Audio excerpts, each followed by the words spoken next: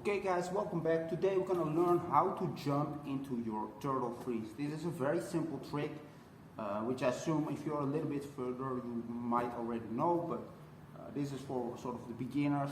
And this actually looks kind of cool if you do it the right way. So there's a little trick to it, but let's get into it guys. So of course you need to have the turtle freeze down, right? If you don't have that one, well, close this video, watch my tutorial or any tutorial on the turtle freeze, right? You need to have it. And then when we do this turtle freeze, try to put your feet near your butt, like this. So not like that, but like that, right? So when you watch the cricket tutorial, I said the exact same thing. If you don't do this, probably your feet will touch the floor if you jump into that move, right? So next thing we're actually gonna do is straighten our arms, lift off and try to hold this position for a split second, like this, see that? And now all we're going to do is sort of the push-up motion, where we simply use force to go down and not just dropping.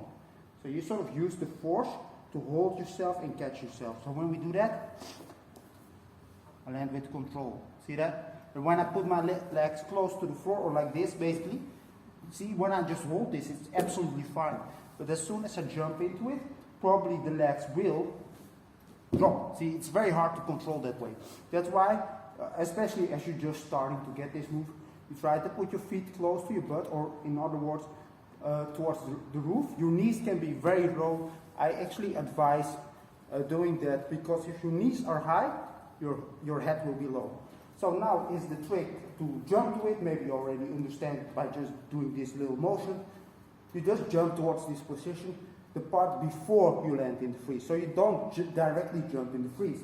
But if you do it correctly, right, jump crash, right? You just jump into the freeze. And people will see that. They're like, oh man, he's jumping in the freeze, or maybe on one hand. It's exactly the same principle, right? You catch and you drop. So you don't immediately jump. And then you can sort of try to,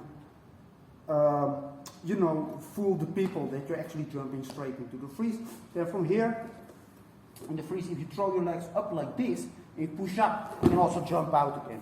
So maybe you can make a little sequence of it. If you understand the concept, you can use any move to jump in the freeze. And as you can see, like, doesn't matter how I jump actually, I can do any jump, as long as I land in that angled handstand position before I drop into the freeze, and then make it smooth it out, right?